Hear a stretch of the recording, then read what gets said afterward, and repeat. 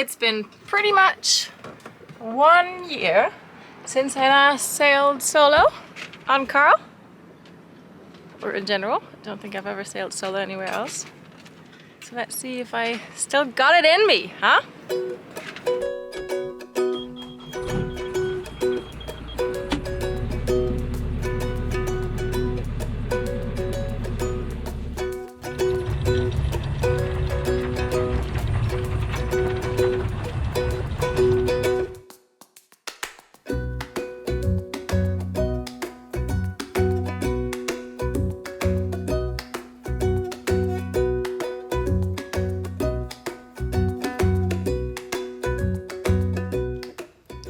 My last solo sail was from Panama to Costa Rica, where I had left Karl in Marina Bahia Golfito for quite some time because I helped to set up a recycling workspace on the Osa Peninsula and on Isla Boga in Panama. When I came back, I brought 2 new crew members with me, Mark and my little puppy Boga. We sailed up the coast of Costa Rica together for a couple of months, and because Mark has gone home again, it's time for me to grow back into my single-handed sailing shoes.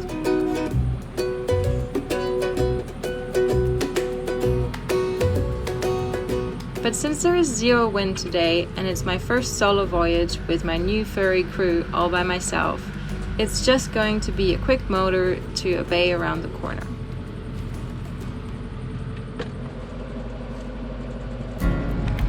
¿Vas para visitarme?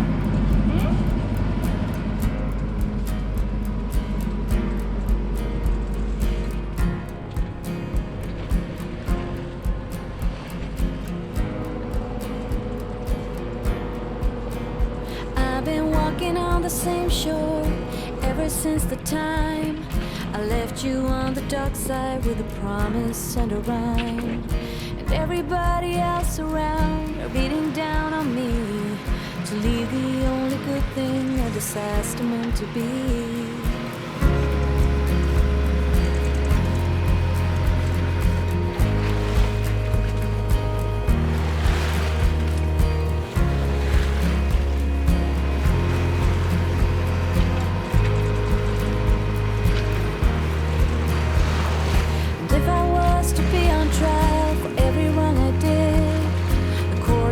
Be filled with people waiting to get paid, or the one that ripped their lives apart and shattered all their dreams.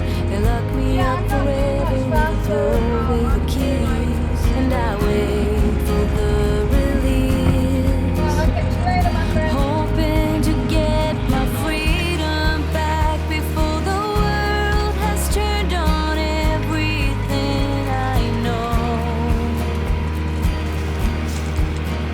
Come you lovers and head my way, always looking for a new day. I will fight for my right to be right. There's like 1.6, 1.7 meters of sea stake today. So it's rolling in quite a bit.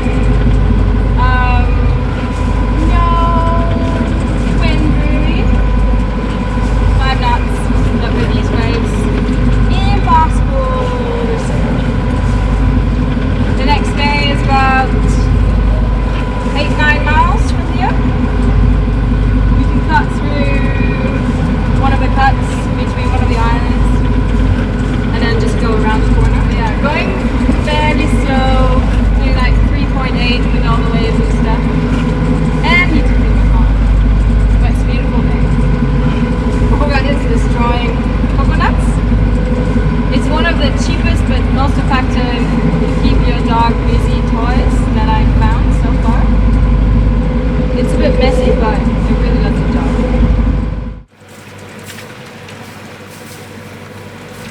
We're about to go through a little cut here, a little shortcut, but Paul has done the track before and says it's all deep, and there's also some active captain waypoints here going through there. It's quite rolly. Boga is not impressed. Poor thing. It's like rolling around down there, looking at me like, what the heck? But we're gonna be there soon. I will fight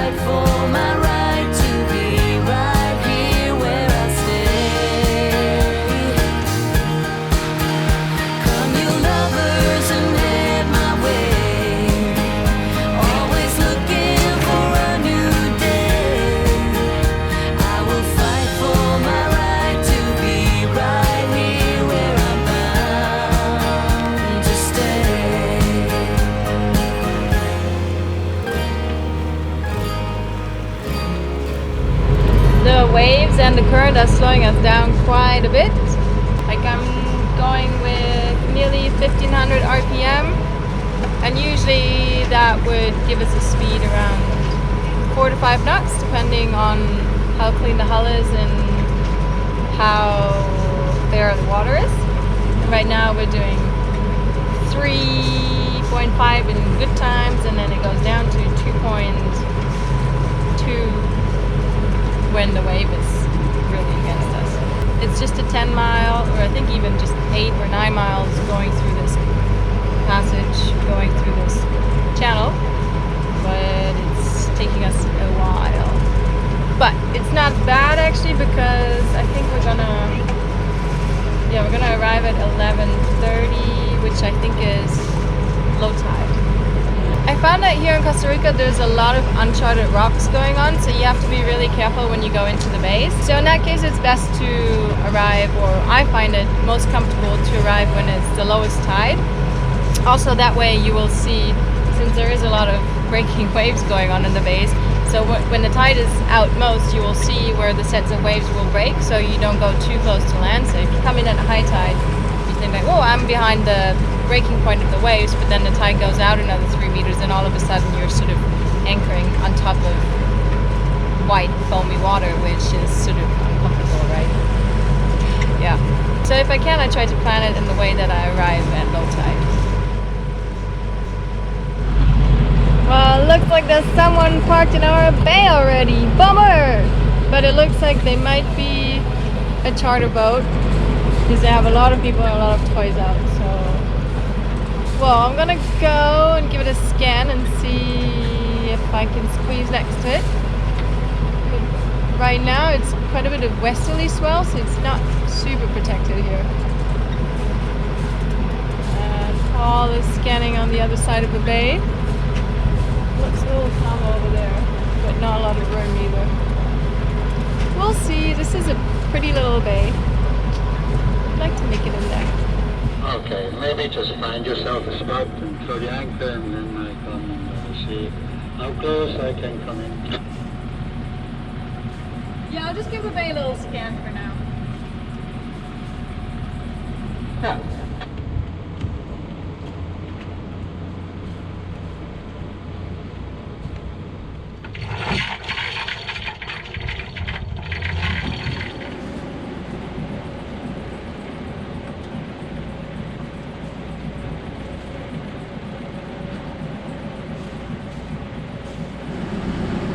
It's a bit dodgy,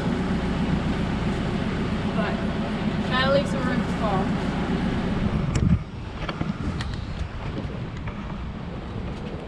So I have like 35-40 meters of chain out. Okay.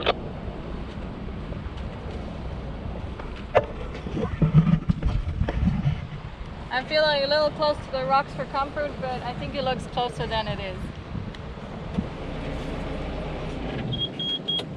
Thank you, Red. Thank you, Karl. Thank you, Boga.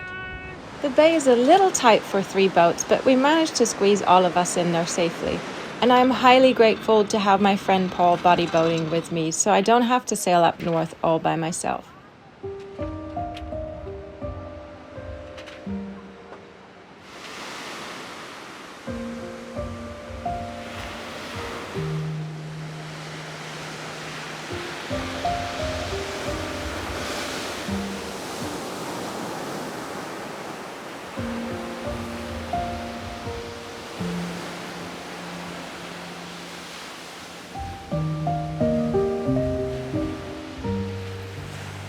Now that Mark has left, I find myself adjusting to solitude once again.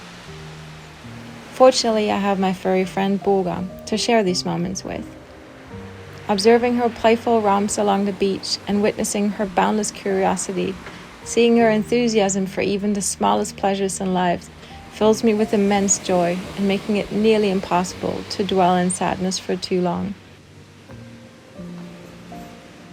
I'm taking this time to sit and reflect on the past few months, to sort through my thoughts and my emotions, and to ponder about the path that lies ahead of me.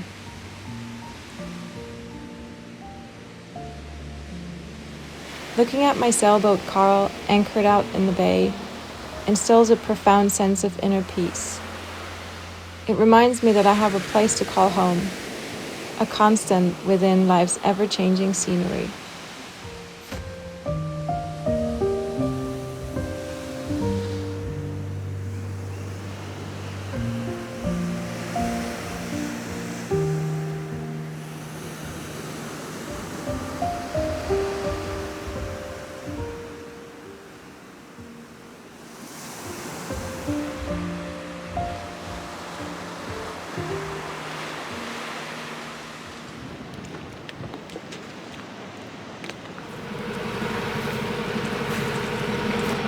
We had another early morning start in Bahia Guacamayo, and we're on our way to Bahia Hermosa, which is just one bay next to Bahia Coco. Bahia Coco is a little crowded, so we're just gonna go next door and then head over with the dinghy, with Paul's dinghy, to clear out for Honduras. There's a little bit of wind, not much, and just came up like half an hour before having to go through a cut, so I just rolled out the genoa a little bit to give me a little bit of a pull because it's quite rolly, so it helps a little bit with the movement and everything. It's another 3 miles to go in total.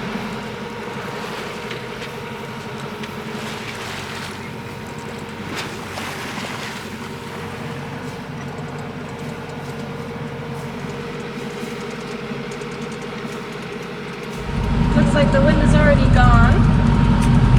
Good thing I didn't take the whole sails out.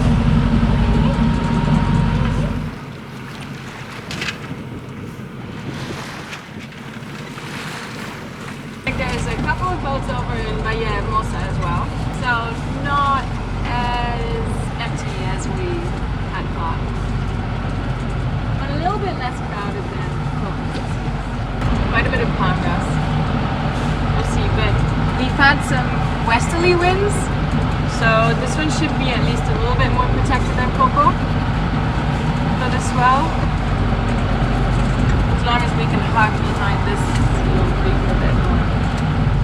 It's gonna rain out here.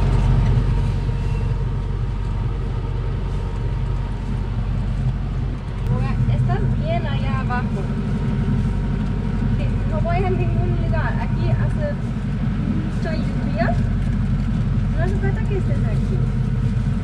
¿Ah? Sí. Aquí, bien abajo. No. Ahora.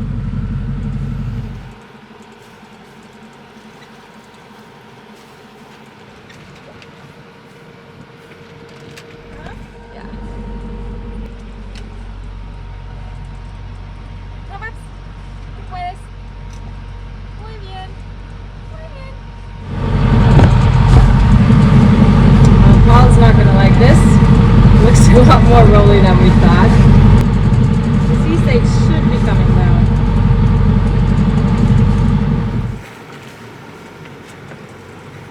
Well, I dropped the hook in 4.5 meters. It's about 6.5 at high tide. I'm pretty close to shore. Well, it seems that I'm pretty close to shore. But I'll watch it for a bit. Paul is not going to be happy. It's fairly rolly. It's pretty packed. Now there's another sailboat on a mooring that came in. Ooh, that boat is rocking and rolling. That's insane. Yeah, we just have to do our paperwork and go shopping, really. So maybe we're just gonna leave the boats, dinghy over, clear out, and then head over to another bay that's further up in the north that should be protected. It's sort of the bay next to Marina Papagayo. Not sure yet if I'm 100% happy to leave my boat here unattended for the time that we go shopping. If it's calm like this, it's not a problem, but if there's some weather coming,